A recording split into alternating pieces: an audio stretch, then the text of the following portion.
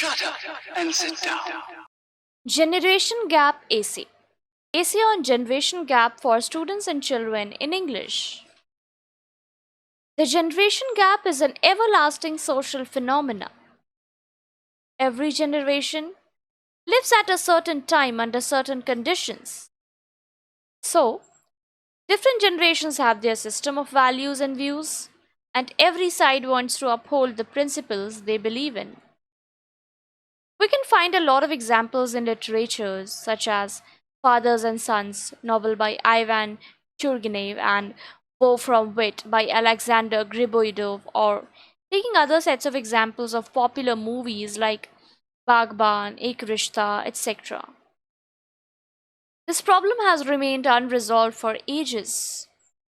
The gap between the old people and the young is called the generation gap.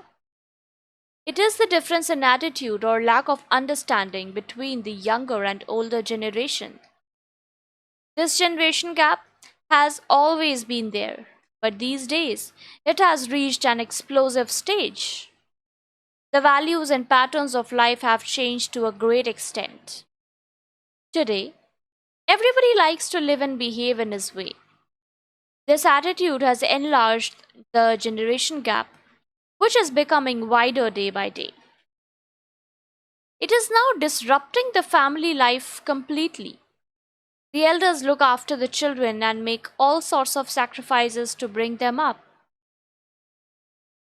Parents want children to follow their instructions, as they believe it is for the benefit of children and would do them good. On the other hand, children face immense pressure of exams and cutthroat competition and think that parents know nothing about the demands of this fast paced world. In the end, despite love and affection for each other, both are drained of energy and are unable to comprehend the other. Consequently, there is a lack of communication between the two that with time develops into a larger rift. George Orwell, a famous novelist, quotes, "Each generation imagines itself to be more intelligent than the one that went before it and wiser than the one that comes after it." Elaboration to this quote is that one generation believes the following generations is missing essential values and beliefs and is becoming less productive over time. Psychologists believe that most young people experience conflict during their adolescence.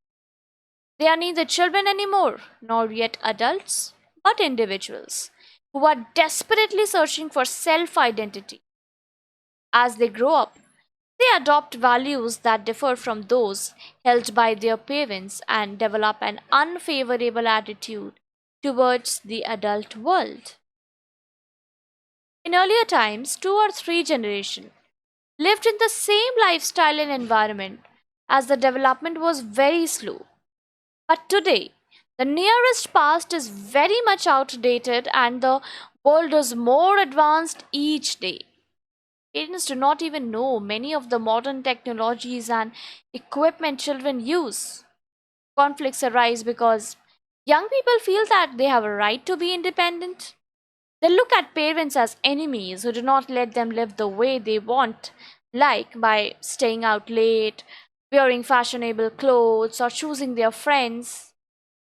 What makes things even worse is that teenagers suffer a sense of incapability and rage as they realize that financially they still depend on their parents. Unlike West in India, this problem is yet in the initial stages. But the gap has appeared and it is going to grow bigger day by day. If you want happiness for a lifetime, help the next generation, says a Chinese proverb. So it is not only the responsibility of the younger generation, but also of the elders to fill this gap with their love, affection, and trust. The problem has grown and intensified due to the rise in complexities of modern life. These complexities have arisen in the wake of modernism, as faster industrialization with an increasing population has led to greater competition.